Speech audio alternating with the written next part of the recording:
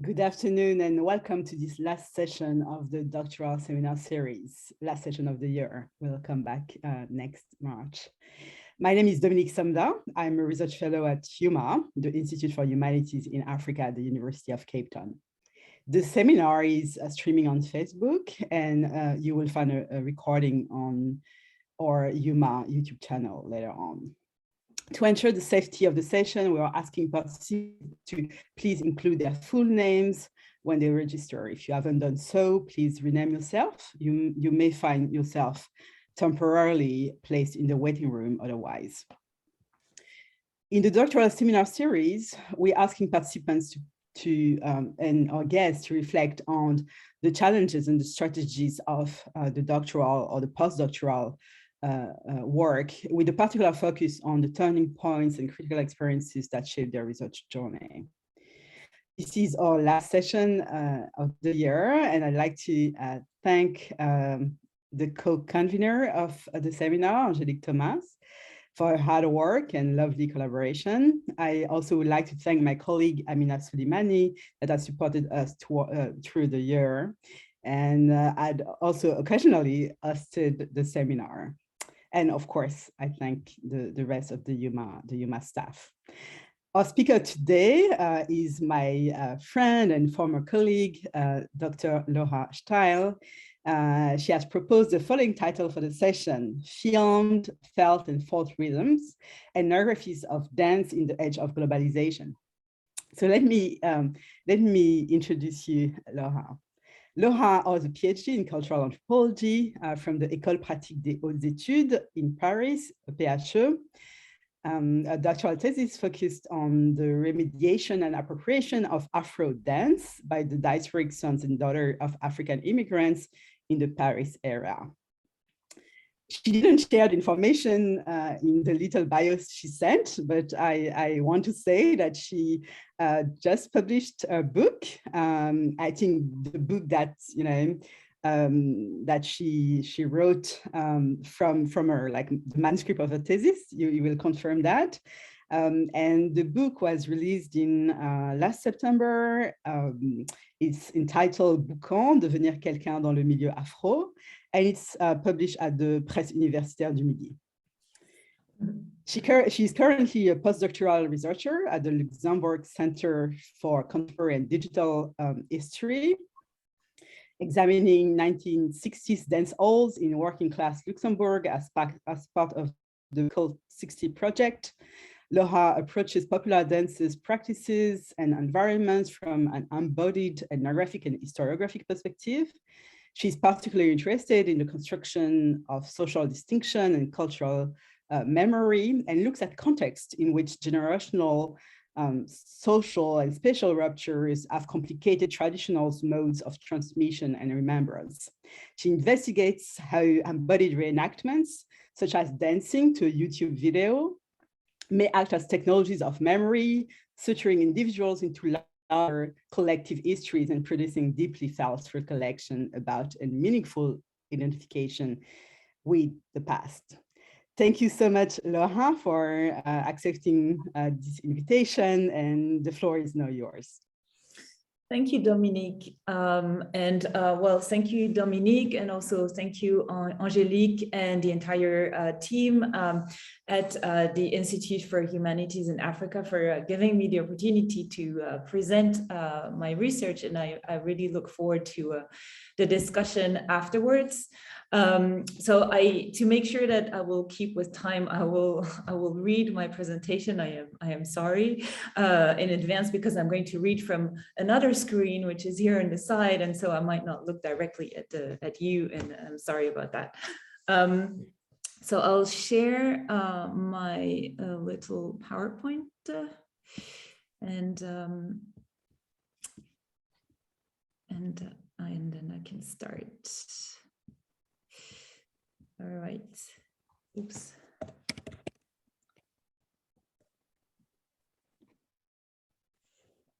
Okay. I said Coupé décalé is a false rhythm and it has no identity. Let me explain. In a 2011 YouTube video, Jessie Matador Kibangi, a 30-year-old French dancer turned singer of Congolese origin, clarifies a statement that he made on a TV show a few weeks before regarding an Ivorian music and dance genre. Stéphane Etienne, an Ivorian journalist, came to meet him on the set of a music video shooting in the Paris region. He works for Abidjan.com, a website offering news coverage about Ivorian, African, and Afro-diasporic music and sports celebrities. I'll show.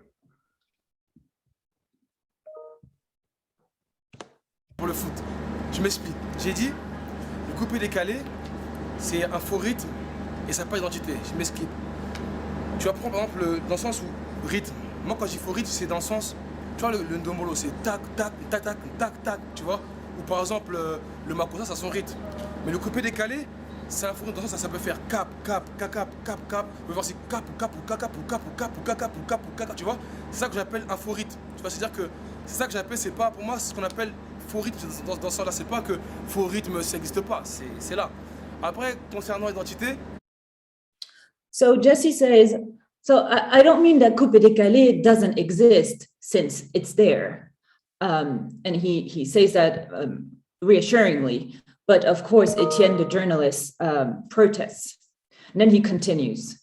Now, considering identity, we know that coupé décalé is a movement that was invented by La Jet Set, which is a group of artists whom I greet. But now, you know the deal. Don't go tell a Congolese, yes, Coupé décalé is Ivorian. He will say, no, these are our rhythms. This is our music. This belongs to us.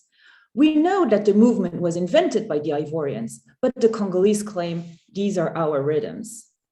Jessie's views on coupé décalé are couched in a widely held belief among Afro-French young people at the beginning of the 2000s that coupé décalé, an Ivorian electronic urban music, in fact derives from dombolo, a Congolese orchestra music. Raised in France by parents from the Democratic Republic of Congo, Jessie may be called a post-migrant, a term by which Kyra Kosnick describes people who were born in the country of residence in the second or third generation, but for whom diasporic or transnational affiliations created through family histories of migration still play a significant role in their lives. Jessie is known by French publics for developing a type of music and dance that came to be called Afro New Style after the name of his first album issued in 2008. It drew inspiration from African urban music genres such as coupé décalé and dombolo, which he combined with hip hop, R&B, and zouk influences. Jesse's interview is embedded in a larger drama that involves Coupé Décalé artist DJ Arafat. The two have been in a heated exchange for several weeks now, via comments made on television shows and videos circulated on the internet.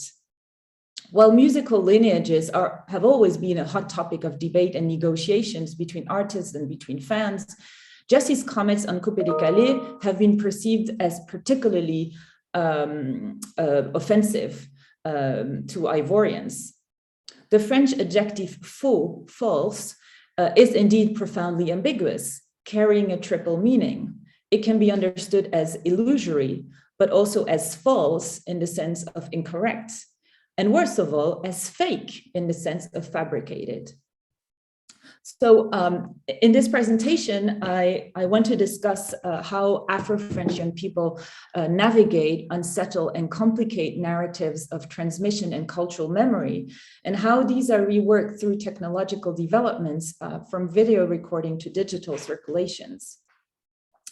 The ethnographic materials that I am discussing here were collected between, oops, I'm sorry, too fast. Here. So the ethnographic materials were collected between 2004 and 2014. I have continued to be involved in the scenes that I described, although much less than I was when I was younger. and this was in the context of a doctoral research on the Parisian Afro scene, locally known as Milieu Afro. And this largely post-migrant scene is organized around a shared interest in urban African music and dance genres, such as Coupé Décalé, for example, or Dambolo. I was myself a dancer for Jesse's group for a year. And so this was when he was leading the group called Silesao. I spent much time with dancers in rehearsals, nightclubs, battles, and everyday social abilities thereafter. I did participant observation, and I had the opportunity to engage in many fruitful conversations about dance transmission, artistic authority, cultural circulations, and so on. I also conducted interviews with artists of the Parisian Afro scene. It is from this situated perspective that I attempt to highlight broader phenomena that concern the formation of cultural memory in diaspora. Furthermore, while this paper looks out on the African continent, mostly through technological mediation, the eye of the ethnographer remains anchored in a Parisian field site, and this has its own conundrums, and we can discuss about that maybe in the discussion. I have not, for example, met with or interviewed DJ Arafat, who is the other protagonist in this YouTube-mediated conflict. So my research captured a pivotal moment, or happened at a pivotal moment, which was the emergence around 2006 and the proliferation thereafter of video sharing platforms allowing users to post their own content. So for example, Dailymotion and YouTube, and then Facebook and Instagram a little bit later on. In Perpetual Motion, dance scholar Harmony Bench explains how, open quote, digital technologies and especially internet technologies have thoroughly saturated the practices, creation, distribution, and viewers' experiences of dance. She continues in another part of her text, open quote, these media bring all possible dance forms into the flattening space of the computer screen, blurring distinctions among movement practices and communities, and disarticulating them from their histories and cultural situations, close quote. She conditions the emergence of what she calls a global gestural database on dance materials being expropriated into the common. While her analysis sheds light on many instances of acts of cultural transfer, I want to actually shed light on another reality. Digital platforms have also created unprecedented communications between individuals on different continents. And for the first time, Afro-French post-migrants such as Jessie, who had not traveled to the Congo as he was growing up, could directly communicate with African age peers, not depending on the intervention of his parents. While the conflict between the two artists does revolve around negotiations of ownership and authorship, I argue that it cannot be understood through the same rhetoric of cultural appropriation, which has been convincingly deployed to discuss other instances of poaching, what Brenda Dixon Gottschalk called the Africanist aesthetic. Indeed, Jessie and Arafat can be said to belong to a community of sentiment, which emerges out of face-to-face participation, but also through the circulation of spreadable media, such as video clips and concert videos. The way in which post-migrants participate in the community of sentiment and acquire an embodied knowledge of homely rhythms sheds light on the modalities of cultural circulation between Africa and its French diaspora. Post-migrant artists conscientiously watch dance videos and diligently learn the latest dances, but the acquisition of embodied knowledge is preconditioned on a more all-encompassing kinesthetic and affective experience of African urban dance in family environments. This is what they call a soaking in African ambiance. It is thus through a feedback loop between video mediation on one side and in-flesh interactions with African dancers, such as their own parents, that Jessie and other post-migrants, invest their own bodies as sites for the cultivation and performance of Africanness. Alison Landsberg explores how modern technologies of mass culture, such as film, with their ability to transport individuals through time and space, function as technologies of memory. She argues that, quote, these technologies introduce the experiential as an important mode of knowledge acquisition, end quote. Her research focuses on a kind of collective memory she calls prosthetic memory, which emerges at experiential sites such as movie theaters, at the interface between a person and a past which this person might not have personally or directly experienced. I suggest that African music and dance films can function as experience-inducing technologies of memory, although not exactly as Landsberg describes it.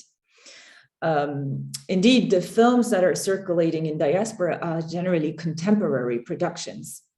Before the advent of YouTube and Dailymotion around 2006, it was mainly the VHS and DVDs that were the formats of circulation of these dance and music films in diaspora. And these films were acquired by diasporic families with the slightest time lag, sometimes even produced in the diasporic capitals of Paris or Brussels. However, a longing for times lost could accompany post-migrant experiences of these films, because their immigrant parents back home was often their back then. Instead of simulating a trajectory through time then, these films actually produced a temporal immediacy, a co-presence between viewer and object, while at the same time functioning as technologies of recall and feeding a sometimes unspeakable melancholia of loss and exile. So I'm arguing that instead of detaching gestures and movement from context, as maybe hi-fi digital videos circulating on the web might nowadays do, these videos forced viewers into context. Firstly, they were almost only accessible to post-migrants or came within their reach only because they belonged to a community in which these videos circulated. Secondly, these videos were often of poor quality, with enlarged grain or blurriness, and they had to be watched and rewatched, almost studied by post-migrants who wanted to capture the intricacies of specific footwork and hip isolations. These movements were then reenacted collectively in Afro dance rehearsals. And this enhanced the deeply felt and embodied texture of these visual media. Following Laura Marks, I actually suggest that dance videos may act as haptic images, grasped not only by an intellectual act, but by a complex perception of the body as a whole. So by performing what Jesse presents as a Congolese rhythm to an Ivorian journalist for an imagined Ivorian audience, Jesse attempts to reduce the distance, even to abolish the distinction between Africans born and raised on the continent, whether or not they later migrate to Europe, and post-migrants of African origin born and raised in diaspora. While this might be understood in the context of a commercial strategy, it is also a sincere attempt to convey his sensory experience of culture within the body. Let me just briefly turn to DJ Arafat before offering a few thoughts and a video to conclude. So in his response video to Jesse 2 weeks later, DJ Arafat warns the post-migrant artist that he should recognize his place if he wants to be perceived as truly respectful by African artists. Arafat authoritatively reminds him that French artists continue to draw and feed on the music produced by Ivorian artists. He says, it's blood brothers in Coupé-Décalé who create the concepts and send the concepts that you dance to. Our animations that we do here in Abidjan are those that you pick up there. Reminding Jesse of the name of his first single, Décalé Guada, which we saw just before, which explicitly referenced Coupé-Décalé in its very title. He critiques Jesse's attempt to bypass Coupé-Décalé by claiming a direct connection to Congolese Dombolo, which, as we have seen, Jesse considers as the true source of Coupé-Décalé. Arafat continues. So when you sang Décalé Guada, the word Décalé, what does it mean for you? Does it mean your father? Does it mean your mother? Does it mean your ancestors? Choose between the three first before bad-mouthing Coupé-Décalé. He calls up one of the men accompanying him and asserts with authority, looking straight at the camera, you are not a dancer. Watch this here. After the dancer's performance, Arafat asks Jesse, can your mom do that? A question the dancer echoes and then replies to, she cannot. I'll just show a little. Jesse! Viens, Maracuda, viens. Maracuda, viens. Occasion, et puis tu as eu une grande occasion en allant signer avec une maison de production parce que tu savais danser. Donc, toi, quand tu as chanté Décalé Guada, le mot décalé déjà là, ça veut dire quoi? Ça veut dire ton père ou ta mère ou bien ça veut dire tes aïeux. Il faut choisir entre les trois là d'abord, avant de mal parler du Coupé-Décalé. Tu as un tour de cul, je t'encule encore.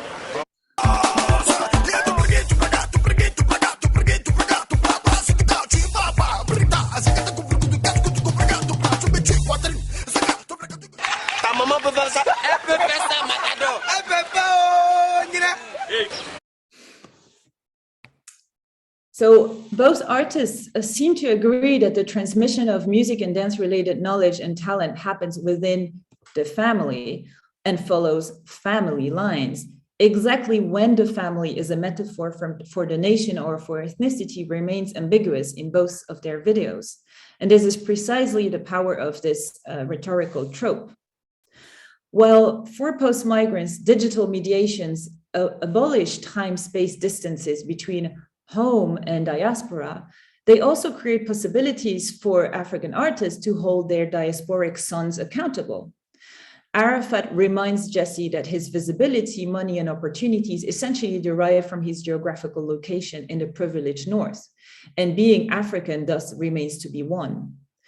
Interestingly, it is actually when Jesse's artistic output becomes a commodity and when he's thus likely to earn him a living. And to paraphrase Harmony Bench, so when music and dance is not a mode of belonging, but becomes a belonging, that Jesse is called out by his African age peer. Yet, while Arafat seems to call him out, by virtue of considering him a rival, he also calls him in and grants him a place in an undoubtedly African artistic lineage, on the condition, however, that he accepts his subaltern status. So it is her own dissatisfaction with the rhetoric of cultural appropriation that led Harmony Bench to coin the phrase gestural indebtedness, which I find particularly helpful to understand what is happening here. Although the conflict between Jessie and Arafat is less about gestures than it is about deeper structures of feeling, such as rhythm. In a 2015 talk, Bench discussed the digital circulation of dance materials through Marcel Mauss's theory of the gift. So one central characteristic of the gift, as explained by Mauss, is that it must be reciprocated. The recipient is indebted until they return the gift. So while Jessie has very much retreated from the public eye and disengaged from social media nowadays, and DJ Arafat prematurely passed away in 2019, the gift has been reciprocated, or there has been an attempt to reciprocate by a much younger post-migrant artist, MHD. Versing in a genre called Afro Trap, he first released videos on the internet in 2015. So I will end this talk by sharing his latest video published just 2 weeks ago, and I just will say a few things about it, and then we can maybe discuss more together, like more interactively. So it's a video which starts with so it's a video called Sagacité, which is actually the title of another Coupé Décalé video, almost 20 years old, by Duxaga, who is well seen as kind of the inventor of Coupé Décalé. And a caption at the beginning of the video dedicates it to DJ Arafat and to Duxaga. And both have passed away. But it also is dedicated to the entire African Coupé Décalé scene, and you can see it here at the bottom.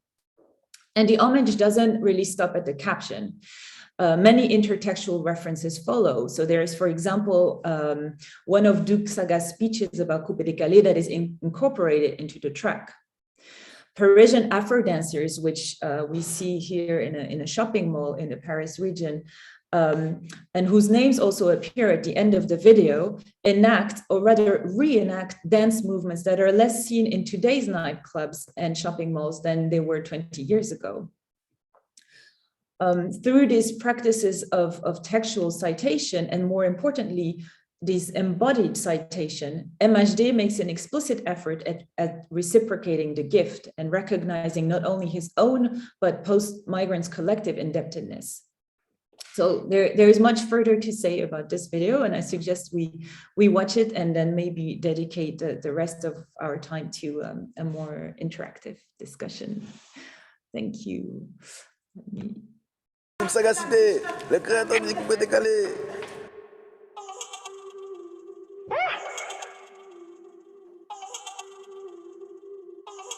La saga, la cité. Ouais, c'est la saga cité. Tu peux ranger tes questions, je suis pas venu causer, on est venu manger nous. On peut tout négocier, j'ai fini le projet, j'ai refait un projet, ouais. J'ai arrivé la bague au doigt, mais le procureur veut le bracelet. J'ai arrivé la bague au doigt, mais le procureur veut le bracelet. Et moi, je m'occupe de mon business, pendant que madame va faire du fitness. Piou piou dans la boîte à gants SLS, AMG, comparagé, on est où là? C'est la saga cité, ouais. La saga, la cité.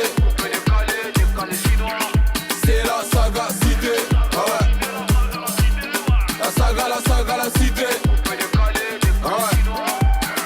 Comme si on savait quand est-ce allait finir. Comme si on savait qu'un jour je devais revenir. Suffit d'une galère pour connaître sa famille. Suffit d'un mandat pour trouver le sourire. Pompe, moula, ça dépend des semaines. Habitude des fouilles, c'est plus dans la semaine. Le colis est trouvé. Clin d'œil au SS, pépère. Je t'envoie le petit rêve, prends ton espèce.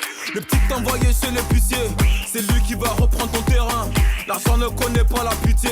On verse pas de larmes dans Goumin. Aïe aïe aïe. On t'a parlé, t'as douté. Et t'as fumé ma moula, t'as toussé. À tout moment frère ça peut péter. C'est la saga cité, ouais. La saga, la cité. C'est la saga cité, ouais. La saga, la cité.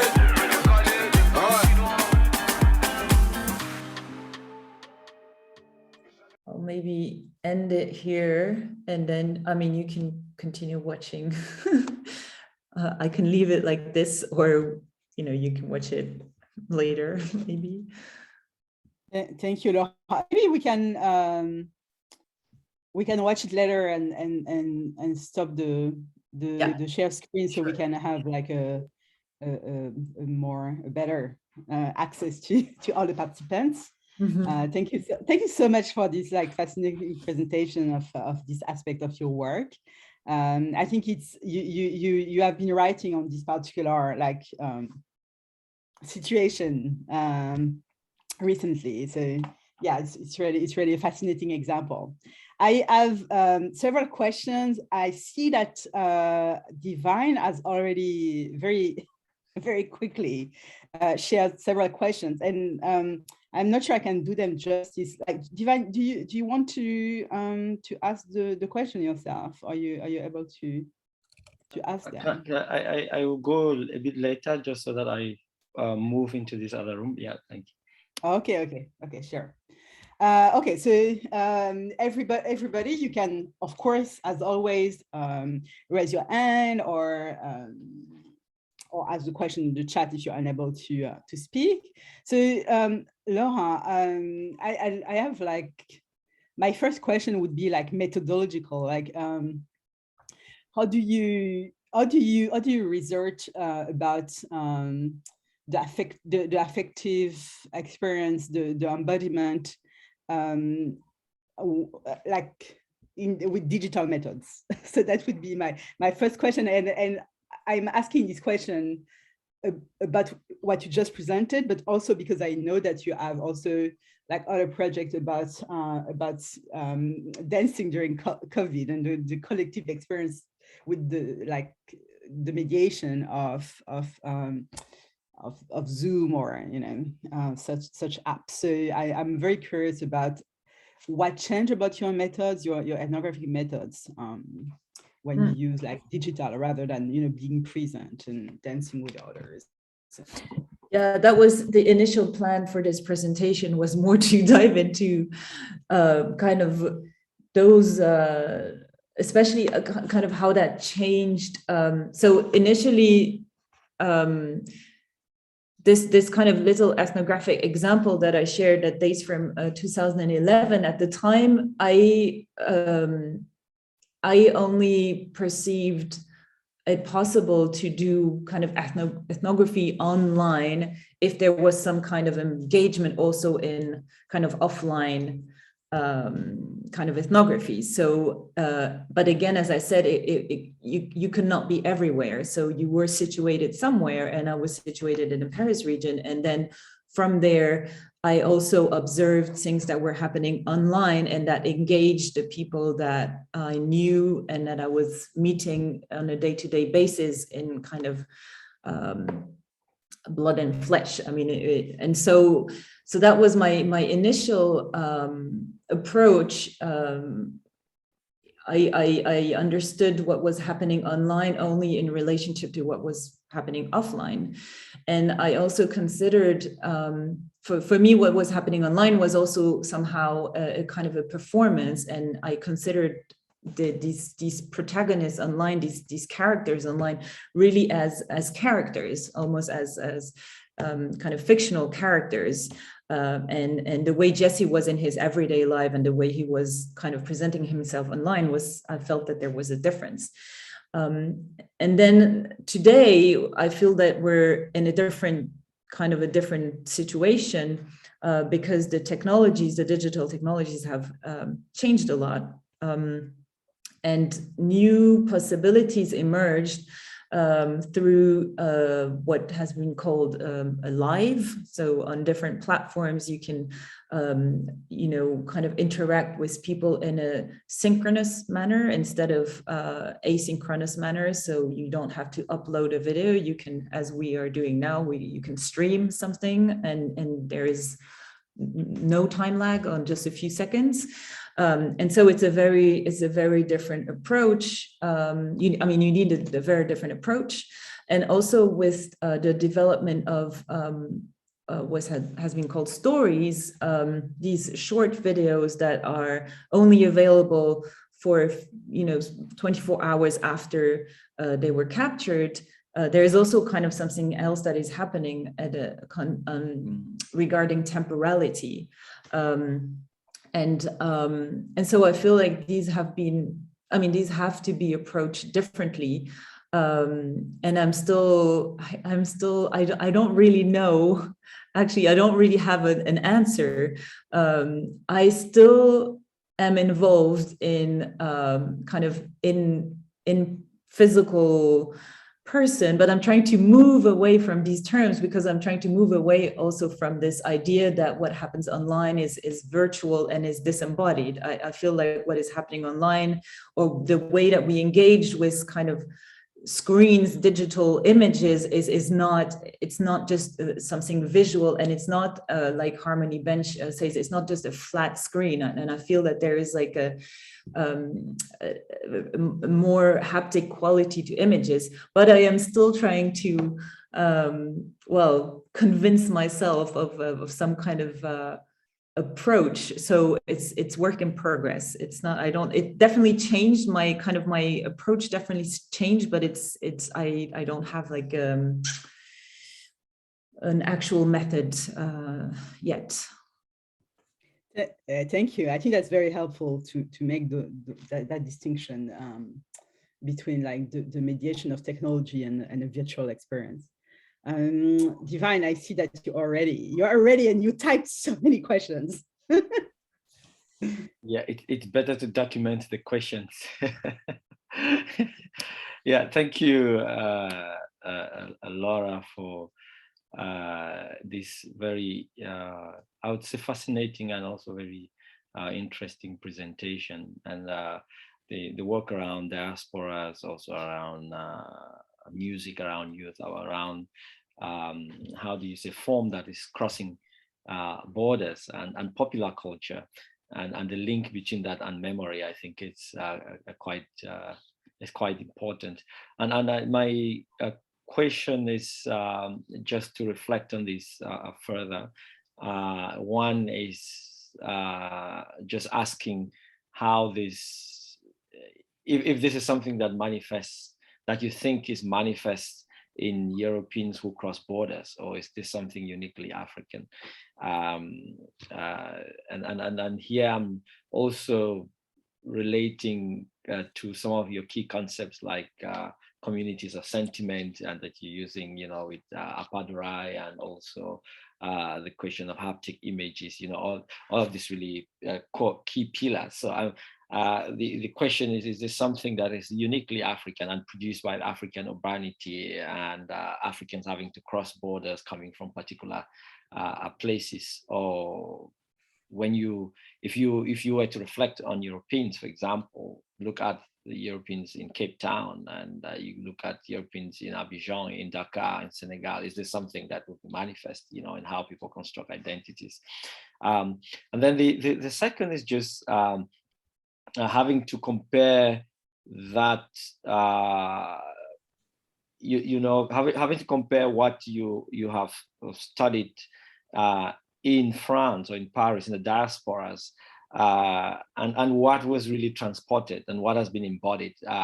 Because when you look at the literature around coupé décalé and music and urban form and youth in West Africa in particular, and I'm looking at the works of people like Sasha Newell, and Bluff Kanami. I'm looking at Catherine Pipe and the work that she's done in Kinshasa, Jordana Matlan, who's also done work around masculinities, identities, and the presentation of self, in Abidjan. And I think I also have my friend Henri Michel Yere, who's also written on histories of, I think, coupé décalé and also other forms, but masculinity is quite central.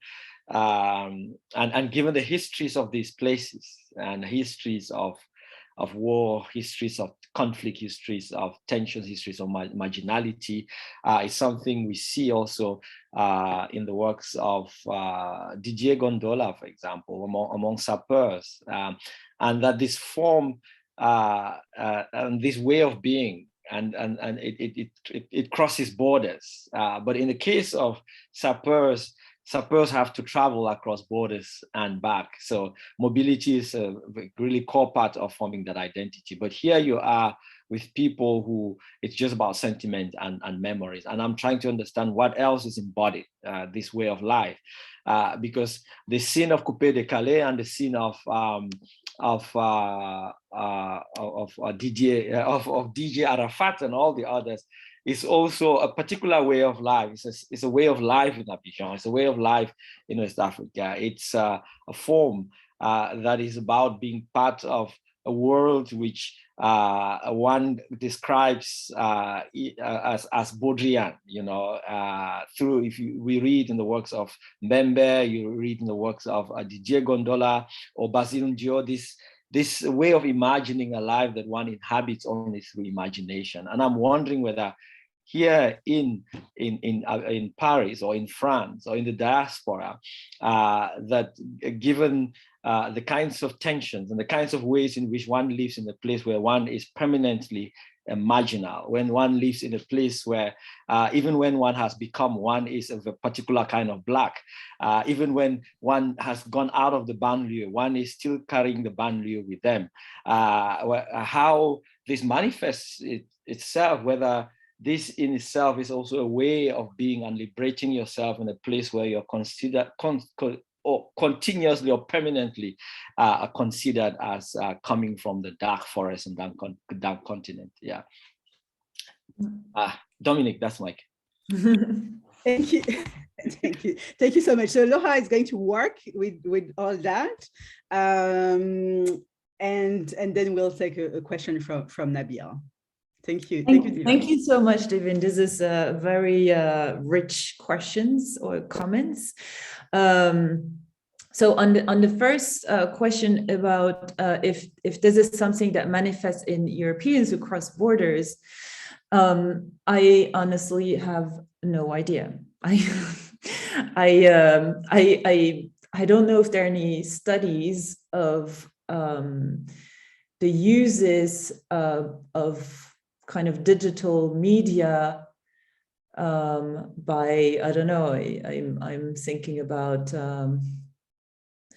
I really don't know if there are any studies of this, and I also don't know what kind of production like public is actually public and online.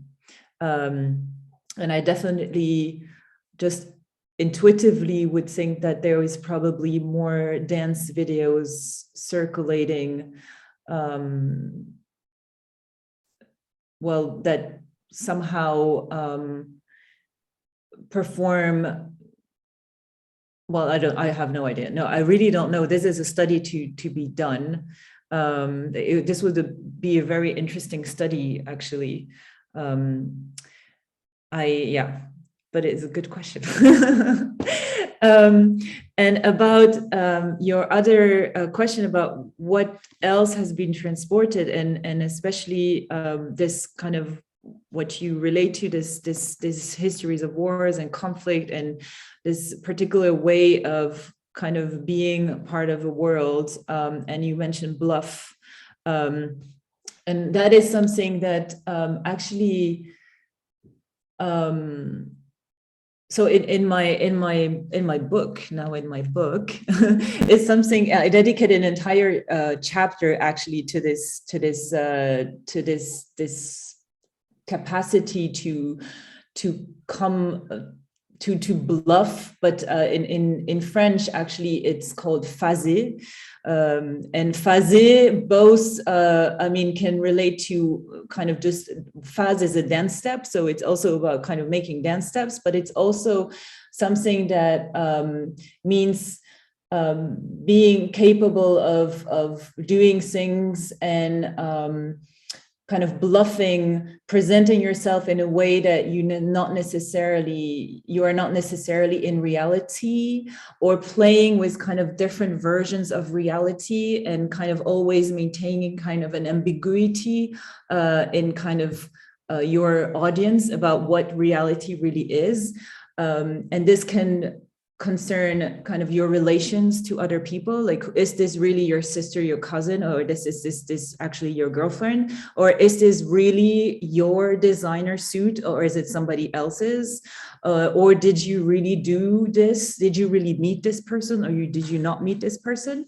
And actually this quality of bluff in Coupé Décalé, but also in a certain sense, kind of this performative dimension also in the movement of the sapeur, which very much infuses the Dombolo culture, is actually something that the post-migrant artists really identified with. And they felt that there were parallels between kind of their forms of débrouillardise that they were deploying in kind of their own lives with those that they recognized in artists of Coupé Décalé or Dombolo, or in kind of the universes that they were describing in their music or that they were embodying. So definitely that's an important part of what is transported and what is embodied. I hope that answers your question. Yeah. Thank you. We will take a question from Nabil. Nabil, do you want to like unmute and appear on video?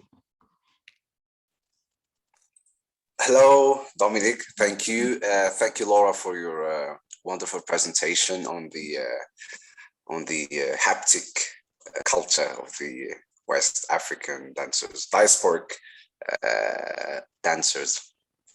In fact, I'm not familiar with the work of these dancers, but I'm just looking at the methodological and conceptual frameworks that you use to investigate this corpus of music and dance, and also I'm trying to relate it to the ones in North Africa. In North Africa, particularly because most of these singers, diasporic communities from North Africa, live in Paris and Brussels and Western European countries. Yeah, you mentioned that you focused on the memory, and I'm trying to build on what Dominic and Divine said about other aspects besides memory, and I'm trying to look at imagination and the power of imagination and the imaginary. Since these diasporic communities, as you mentioned, post-migrants, you use the concept of post-migrants, and I'm trying to look at the what are the interlinkages between migration and imagination, since I want to politicize this notion of memory when it comes to post-migrant communities, as you mentioned, and to what extent these imaginations influence or counteract other discourses, other discourses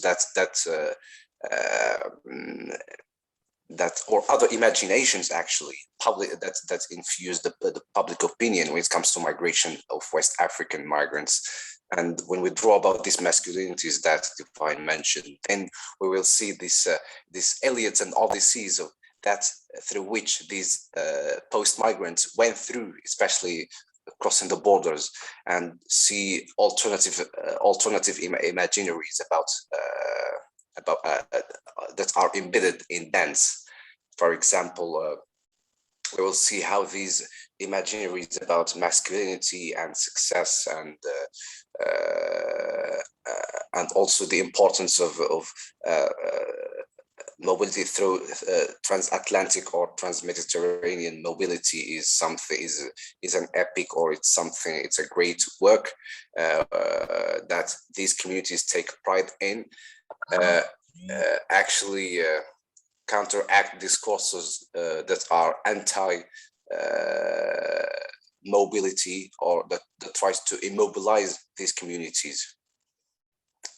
So besides this notion of memory, I'm trying to look at the interlinkages between this post-migrant status and imagination in general. And if I understand well, you link kind of imagination with mobility. Did I understand that well? Yes. Yeah. Yeah, well, I mean, definitely. I mean, what was really interesting in the course of my fieldwork, which kind of expanded over a period of 10 years, and because I'm still in the Paris region, and because a lot of my then interlocutors are still my friends today, I kind of continue to be kind of involved in kind of the development of their lives. And what has been quite interesting for me was that in the early 2000s, so when we were, me as a researcher and they also as research respondents or as research assistants in some cases, we were in our early 20s, and a lot of them had never visited the countries that they were always, that sometimes or often they were reminded of coming from. So we were in a time in the 2000s in the French national context where there was heightened racism and also kind of nationalism that was quite exclusionary, and there was an entire public discussion about Blackness and race in France that was quite new, and it was interesting because it was specifically at that time where there was all this attention given to kind of being what it was to be Black in France from different ideological, all kinds of ideological angles.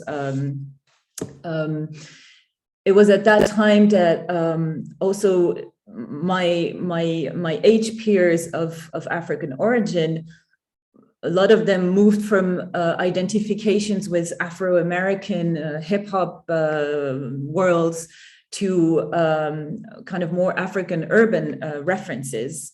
And that was in great part done through imagination.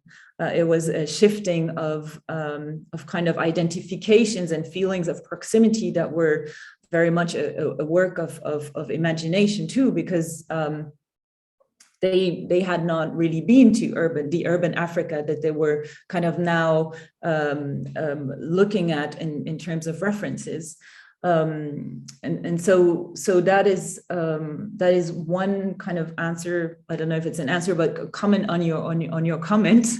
And the other one about about mobility, and I think that also maybe responds to some of what Divine was saying. This importance of débrouillardise, of kind of making do and kind of bluffing and navigating situations and negotiating situations and identities was also very much related to capacity to see oneself from other people's perspective, and so it was really interesting also to see in this little example that I shared. It was very interesting to see how post-migrants like Jesse would kind of imagine what Africans that they had never met would think of them, and how he was trying to kind of craft a persona that could interact with his African kind of fellow men. And so that was also very interesting to observe, and especially because these direct interactions, as I said, were quite new, not for everybody. I mean, some of the people that I knew had traveled to, on holidays to the Bled, the country of origin of the parents, but it was mostly maybe people that were closer to kind of North Africa that could do that voyage because it was closer and sometimes more less expensive. But people like Jesse, whose parents came from the Democratic Republic of the Congo, it was a trip that was much too expensive, and a lot of those young people had no chance to do that trip. And so being able to interact with people of their age located on the African continent and interact with them as peers was really something that was very, very new and kind of mind-blowing. I mean, it completely changed their perspectives, and it changed also the way that they imagined Africa, and imagined also in return themselves. Yeah, I didn't make the link with mobility, but mobility is also an important theme.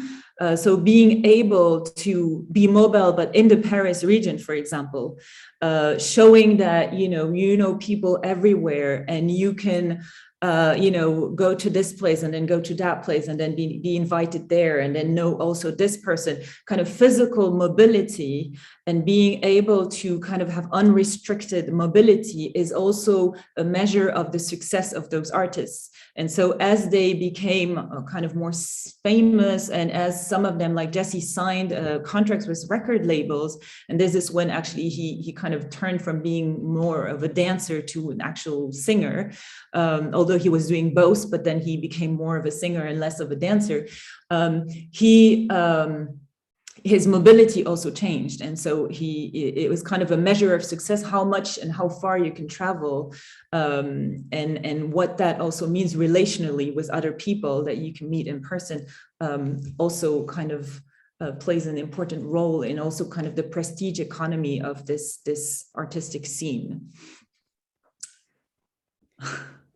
Thank you so much, Laura, for this comment and response to Nabil. Nabil didn't say it, but he's doing great work on the imagination and mobility, and so those are themes that I know are very, very dear to him. I hope I'm not lying, Nabil, but. So we are going to take our final question. So we have a question from Arnaud, and if anybody has like a burning question to ask Laura, I'm going to not ask my questions because I can text Laura anytime I want, I guess. So yeah, if you have other questions, please prepare them. And now we are going to ask Arnaud, my colleague Arnaud from UMA, to ask his question. Thank you, Dominique, and thank you, Laura, for the presentation. It's really interesting your topic. And I just wanted to say one or two things that as far as you know, from the conflict between Arafat and the other guy was concerned, Arafat finally realized, accepted that, okay, he has been inspired a lot by Congolese music. But the second thing is, I wanted to ask a question. So how is your research informed by the issue of what can I call it, post-coloniality of Coupé Décalé, and how Coupé Décalé now transform, the perception between the gap between the North and the South, because now it's like, you cannot be recognized in the, Francophone media, Francophone music as is concerned, if you don't travel to Abidjan. Abidjan is now like, I don't know, the plateau now of the African culture. So how can this reverse globalization inform your research? Because all the Francophone or musicians in France now, I can say Tessie, Dadju, Maître Gims, Kofi Olomide. Now, if they want to be recognized, they have to, to travel to Abidjan. So how does it inform, your research? Well, the evolution of Coupé Décalé, and how the Coupé Décalé transform, and structure the African cultures now. I think it's a research still to be done. I have to say that I am not involved currently in fieldwork, so I still follow what is happening, but not really as a researcher. And so I think there needs to be a new research done, and I actually have a colleague who is interested in that and who is looking more also at the music industry. And I believe that Abidjan also has some big majors headquarters, or that, I don't know, a Universal or something is also located in Abidjan. And I think that, I mean, that is probably, or maybe plays a role also, because we're looking now at, well, a genre of music that is very much more kind of drawn into kind of a global industry, and that is a contrast with the early days maybe of Coupé Décalé, that were much more in a kind of an informal, where a lot of things were happening more in an informal economy of music. And so, I mean, my formal research on this Afro scene ended in 2014, and so many things, I think, happened since. So I think that this is a research to be done from the perspective, I mean, the dancers that I am in contact with today. So I'm more and more in contact with dancers who come from different countries in Francophone Africa, but not actually from Abidjan directly. And from the perspectives of those that I know, I'm not sure that they would feel that kind of the globalization is really reversed.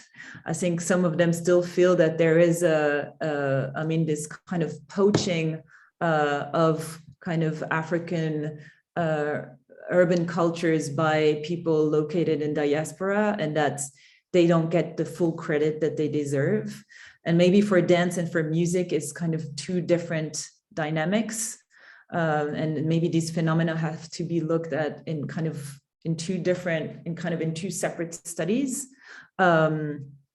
So yeah, I mean, it's something to be researched, I would say. Sorry, I think I don't hear you. I think you're muted. Sorry. Yeah, I mean, definitely, yes. Arnaud, like, you know, let's go to, you have a new a new program in Abidjan when you're tired of like looking at cessations on the continent. Yeah, it is definitely a study to be done. I think it's really interesting what is happening now around kind of African urban musics. It's really, there's such a, I mean, and I think that the kind of the digital developments have played an important role in visibilizing kind of aspects of culture that were maybe not as visible before, because the content of, you know, these digital media can be user driven and not only kind of driven by televisions or record labels. And so I think it does change things. I don't know how much it reverses certain north-south power dynamics, but it does change things for sure. Thank you, Arnaud. Thank you, Laurent, for your answer. So it's time for me, I guess, to thank you very much for being here with us, for generously sharing your research and answering our questions about your fascinating research. And, you know, I hope that you know, the folks at UMA that can, and, you know, that are listening to us, that are able to read French, can find your book and read your book. I know you don't like to do promotion, but, you know, I know Laura didn't promote at all a book, but the book deserves to be promoted. So please. Thank you, Dominique. So yeah, it's called Boucan, and the subtitle. Sorry, I just Devenir quelqu'un dans le milieu afro. Voilà. So please, I've seen this is on many places online. So yeah, thank you so much. Sorry, and I was going to say, actually, you type my name and then it's really frightening. You see so many, yeah, anyway. Yeah, so many information. You can't hide, Laura, you can't hide. So thank you so much. This was the last doctoral seminar of of the year. It's been a full year for us. We are going to have a break. This is summer here in Cape Town, and we will continue our work with new guests and exciting research next March, at the beginning of March. So everybody that has followed us for the doctoral seminar, please join us again for the new seasons and the new seminars, so the new semesters of the seminar. I got distracted by a very cute little girl on the screen. Thank you so much, Laura. Thank you, team. Thank you. Thanks a lot. Thanks again for inviting me. It was a pleasure.